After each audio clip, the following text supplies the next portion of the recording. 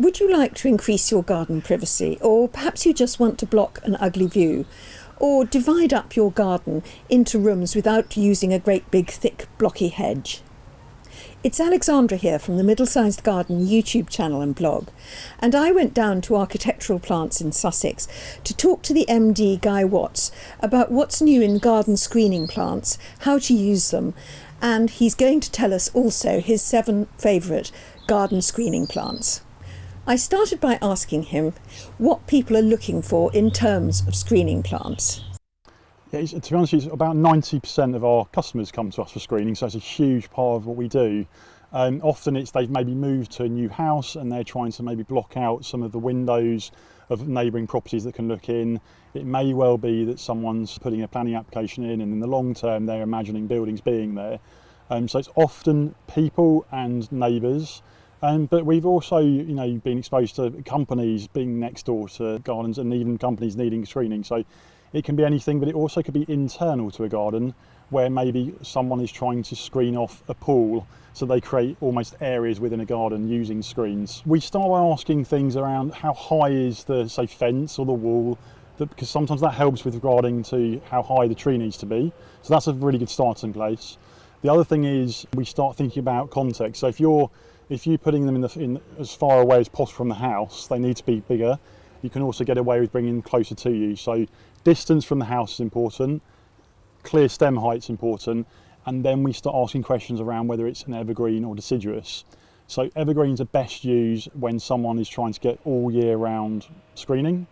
I like to use deciduous plants when you want that lovely colour change in the autumn, but also perhaps you're not in the garden as much, or it's a very dark garden, and so therefore in the winter you would like lots more light because it's a deciduous plant. The basic rule in my mind is that you want to be able to maintain the plant in the longer term. So we always try and get them to plant slightly off the fence line, so that you can always get to both and all sides of the tree.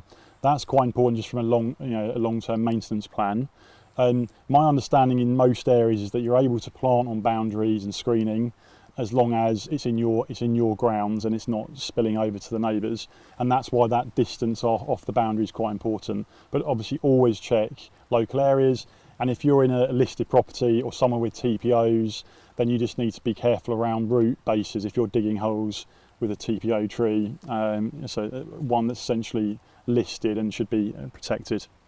And in terms of the right plants for screening, what are the favourites that you find yourself recommending again and again? So it's sort of on trend to have pleached trees, and our pleached trees are very thin, they're on a frame. Most often they are 6 foot clear stem, 1.2 metres wide and high as the head, and that's because they sit very nicely over a fence or over a wall. And again, most customers we're finding are seeing those on Instagram, and they work very well because they're thinner. So that allows you to, certainly in a small garden, it allows you to have a tree and coverage that doesn't spill into the garden. Personally, I'm always trying to get customers to buy trees that are just standards with a circular sort of ball-shaped head, like a lollipop, because I think plants are much happier in the longer term being grown like that. And over time, you allow them to grow out and essentially look like a hedge on stilts. And then you go into deciduous, so it could be very traditional carpinus or a beech if you want to have a bit of sort of brown colouring throughout the winter. So it just depends on the garden, the house, and what sort of style you're going for. What about that row of conifers that people used to do in the 1970s, and what's your view on that? Yes, we don't sell Elaeagnus, and we haven't for 30 years, so it's a no-no from us. Although it can be, if you have a property where it's already there, as long as someone's clipping it absolutely beautifully, it can work really well. But it's not for us. It's not what we would call an architectural plant, so it doesn't fit into our category. But again, if clipped nicely, it can be useful. But you're tending then to talk about more of a hedge. So again, if you're using screening through hedge, I would be going for yew, which is taxus. Again, really good traditional plant, slow growing, but that means it's going to be a lower cost in terms of maintenance. And of course, you could then still use carpinus and beech if you want a deciduous, quite fast and relatively cheap if you do it in October to March, which is when it's root ball season. And that leads me on to say, what's the best time to plant a screening? So because we're a container grown nursery, we plant all year round. But if you're trying to do it in the most affordable way and you're looking at hedging and that type of screening, October to March is when plants are transplanted from the ground, and it's called root ball season. So that's the most sort of economically best time, and also the ground is normally wet and ready for the plants to go in. So it's good from that perspective, but we as a company plant all year round. Most of our customers want things done fairly quickly, and so container grown plants allows us to do that. And in terms of planting in the summer or in hot, dry weather, you would have to irrigate quite a lot, wouldn't you? Yeah, so we're based on clay in this site, although we travel all over the country planting. On clay, we talk about planting high. So in the winter, plants, and especially woody stem plants, are out of the water. They don't therefore rot. But you then have to be very careful in the summer, because that means they're likely to dry out. So we've been hugely big fans of irrigation for the last 25 years. And we recommend every garden has it installed, and it also is normally protected by hosepipe bands, because it's a point-to-point system. So it means that you can essentially use it even during hosepipe ban. Again, best to check your local area, but most areas allow it. When you plant a new tree, you really have to irrigate it properly for about 1 to 3 years in the summer. And is it similar with screening and hedging plants? As a general rule, I say the first 18 months to 3 years is critical for trees and plants. So yeah, regular watering is really important, and or turning the watering off if it's just rained every day for a week. So it's not just watering, it's really being aware of the weather. After that, you'd hope that plants would set their feet down, their roots down, and start to develop on their own. So yeah, the first 18 months, 3 years are very important.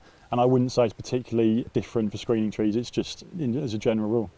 And what about fertilising? Do you have to fertilise at all? So we are now really big fans of mycorrhizal. When we're planting, we always tease the roots out, put lots of mycorrhizal directly onto the roots. We, again, use a bit of a bed of grit and compost, and we find that's quite a good combination. The difference with us is most of our plants come with a 6 to 9 month food within the soil.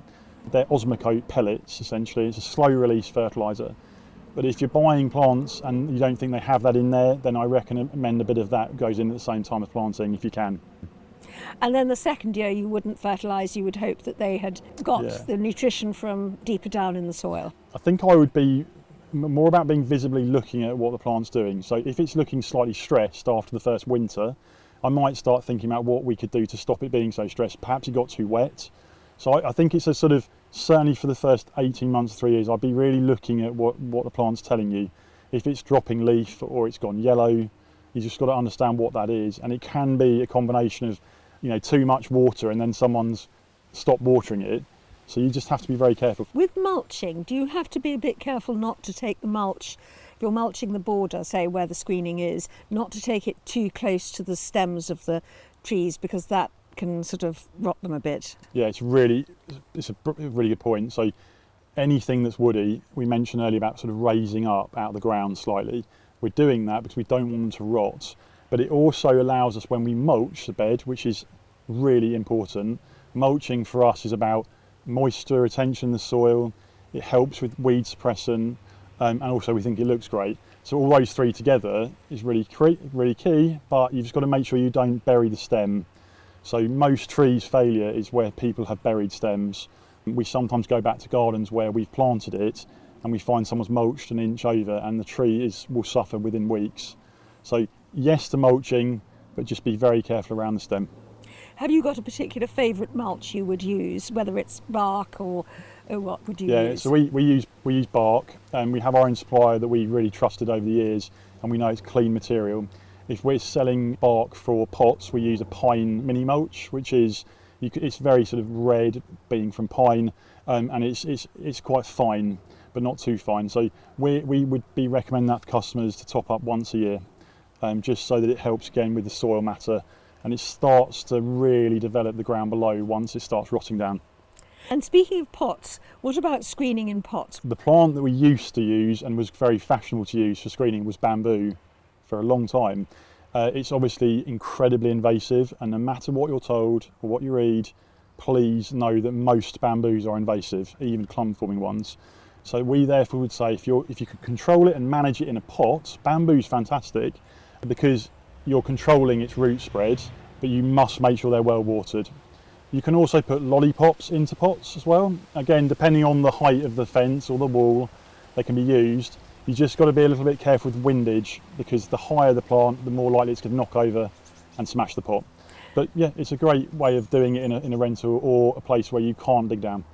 And presumably you want a really big solid pot. Absolutely, the bigger the better from a point of view of stability, but also because it's really easy for things to dry out in pots, especially if they're a darker colour and they attract sun and they get warmer. The roots can then warm up and it's a bit of a disaster really. So excellent drainage, good mulch on the top, and then making sure that they're watered, whether through an irrigation or you just go on such a big pot that you can control it. And what is the biggest mistake that people make when they're doing screening?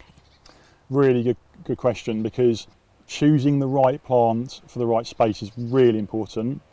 Another thing that we really spend a lot of time trying to explain to customers is a full standard tends to be 6 foot clear stem. Now that is not going to change, that height will not change. If you just keep clipping the top, the tips are where the growth comes. The stem will remain there, it will just get fatter. So an Elaeagnus, for example, that's a full standard, it will only get bigger if you allow it to from the top. And that's quite important, because a lot of customers we found believe that trees grow from the ground, and of course they don't. So that's the challenge we have to explain. That's interesting, yes. And so you can keep it to the height you want it by continually trimming the top? Absolutely. But again, the growth is from the tips, not from the stem. So if you clip it, it won't get taller. If you allow it just to get bigger over time, the clear stem will always remain at that height. Is there a new plant that people are using for screening now that they might not have thought about beforehand? Something new and exciting that you can recommend? I think certainly from a sort of trend point of view, pleached trees were not used as much as they are now. So that's a huge change from when we started 30 years ago. It was all about just loose form trees. I think we're seeing more and more deciduous trees being used as screening, because we're finding some of our customers are looking for that kind of all year round interest. So I'm quite a big fan. I've just planted a garden with Acer globosum, which were really good as a kind of screening tree, but they also give that lovely autumn colour. And multi-stems, again, you can use a multi-stem that you make sure that you can clip the foliage at the point you need screening, but in the garden you've still got that lovely multi-stem look. So osmanthus could be used for that, Elaeagnus, prunus, all of those varieties. So yes, that it's about sort of being a bit more flexible with the type of plant you can use. Have you got any kind of good ideas that people might think about rather than just putting very tall trees all around the perimeter? Absolutely. So we talk about layering. So you could maybe have, if you have a terrace outside, you could use strategically placed pots and plants, and that could give you your front line. And then into the garden you might want to have a specimen somewhere maybe within the garden, and then you could always again use your boundaries for the most important places you need to have height. It's fine plonking all your trees on the sides of the garden, but it's way more interesting having layers and different light capturing different types of plants, and it also allows you to open up to different styles of plants, because there's likely to be a change of light levels across those different areas. And I think I've seen some nice Fastigiate trees used as screening. Absolutely, yeah. Well, we love the use of Cupressus. They're evergreen, of course, and it's that very Mediterranean feel. If that's not the right sort of fit for a garden, or perhaps it's too wet, then we've started using mainly deciduous trees. So we've had some lovely Carpinus Fastigata, which are really lovely, and they add that really nice sort of vertical drama in a garden. And again, then the options can be, although they're not easy to find, if you get them, there's quite a variety of plants that can be used in that way. There's a Fastigiate quercus, or oak tree. So again, they're really quite special, and that could be for where you've got a particular point that you maybe don't want the plant to get too wide, but it just gives you that lovely upright habit. And again, from a design perspective, you could use them in a straight line if you wanted, or as an avenue, but you can also use them at different points in the garden to create that level of interest. We often use triangles, so 1, 2, 3. And again, with Fastigiate plants, that's fantastic because you get a differing height away from the building as well. So shall we have a look at some of your best screening trees here at Architectural Plants? Yeah, absolutely. So let's do that. So Guy, tell me about these two trees. So this is a pleached tree. So you can see I'm standing on top here. This is roughly 6 foot clear stem, which is what you get on a full standard, but this is pleached. With the pleach, it's that lovely frame, so it gives you something in a smaller garden, allows you screening quite fast. Roughly 1.2 metres wide and high, that's the standard frame. Portuguese laurel. This is the Brunelia version, which has got really nice red stems and also quite quick growth, so it's really useful. Evergreen. And then of course we got the Carpinus fastigiata. So fastigiata meaning very upright, and again really useful if you're trying to block, say, a lamp post or something that gives you vertical drama in a garden, and it catches the light beautifully, but it's a deciduous plant, so it won't be in full leaf all year.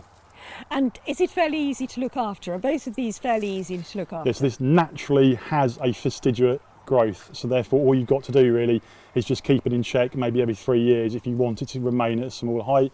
Whereas with this, you may want to join it with another plant, and so there's a bit of training there, and you clip this maybe once or twice a year to maintain its height and shape. Lovely, great. Okay. I love this holly. Tell me about using this for screening. So it's a really traditional plant. It's fantastic all year round, evergreen, obviously a bit of berry in the winter too. This is a very mature and very, very slow growing plant, so this is really old at this stage. Now we would use this somewhere where perhaps the boundary line was a bit shorter, because imagine that's roughly about 3 foot, or it could be used in pots. They're really good in pots, or as a sort of focal tree within the grounds of a garden to try and give that strategic screening. So just really traditional, but also really wide and really, really nice as that sort of one-off or as a group. And a great contrast to the long, thin ones. Absolutely, yeah, and really dense, so you can use this with deciduous plants, as you said, to give that lovely play with light. And how often would you have to trim the tree of this particular holly to keep this shape every year? Once a year. The thing is, when you've got something very slow growing, it also means your maintenance is a lot easier. The faster growing plants that you can buy smaller will give you a longer term headache with the maintenance, so it's that balancing act all the time. Yeah. So Guy, tell me about this. So this is Magnolia grandiflora. Now, magnolias used to be brought over to the country basically to be put on a wall, almost espaliered against the wall, but we now use them as loose trees because we found out they're not as tender as we thought. Big leaf, you've got to be careful about the wind, but they are a fantastic evergreen and they give you these lovely dishy white flowers. So again, this has been grown slightly higher, which is about 6'3", and then it's got its really nice tall head above. It's evergreen, flower, but again in a more sheltered space, and could be an excellent screening tree. You've just got to give it a bit of time to establish itself. So that will end up as a sort of lollipop? Yeah, so you could leave it as a sort of loose form tree, or you could have it more as a sort of flame head or a lollipop. Absolutely, but it does take time to establish. The really important thing to say about this is if you did want the stem height to change, you could remove these lower branches. But if you aren't going to do that, this will never get taller as a clear stem. So what about this one? So this is Elaeagnus ebbingeii, often seen as a hedging plant, mostly coastal, can be clipped very nicely. When it's a tree, it must be grafted, and it's top grafted here onto Elaeagnus angustifolia, which is the Russian olive, and that gives the plant its stability, so that when you graft the hedge on top, it gives it a nice quick growing top to it. So it's a really good combination. You just have to make sure the water shoots come off. So this is part of the Elaeagnus angustifolia. Right, and how often do you have to trim that every year? Again, most people that we're selling these to are trying to get something fast growing, so about twice a year, but you're wanting the whole plant to maybe sort of at least add on 50% each year. So you really are using this to get quick coverage. Remember, quick means longer term maintenance, so that's the payoff. So tell me about this. This is Liquidambar, one of my favourite trees, so using it for screening. It's a fantastic plant as a tree, you know, in a parkland type of environment, but actually here on a screen from the base up can just be fantastic, and also give you that really good, awesome colour as well. So you're going to get that with this, but it's more manageable and it's easier to maintain because you can just clip it to the frame. Right, so you never have to worry about it getting out of control. You clip it back to the frame. How often? See, with this, I'd be doing it once a year annually. I mean, I would let it get a bit bigger because I think the plant will benefit from that. But this is already a very old tree, and you can see it's giving some fantastic height as well. Lovely. So tell me about this. So again, this is a larger and a named variety of the Carpinus fastigiata. It's Carpinus betchus Frans Fontaine, so it's really well behaved. And again, just gives you that lovely vertical drama in a garden. But again, remember, it is a deciduous tree, so it will drop its leaf, but will be relatively dense, and so will give you that lovely height, but also screening all year round in terms of the foliage, in terms of the stems. If it's garden privacy you're interested in, I've got a video coming up next which answers the 3 most popular questions on creating more garden privacy. So don't miss that, and thank you for watching. Goodbye.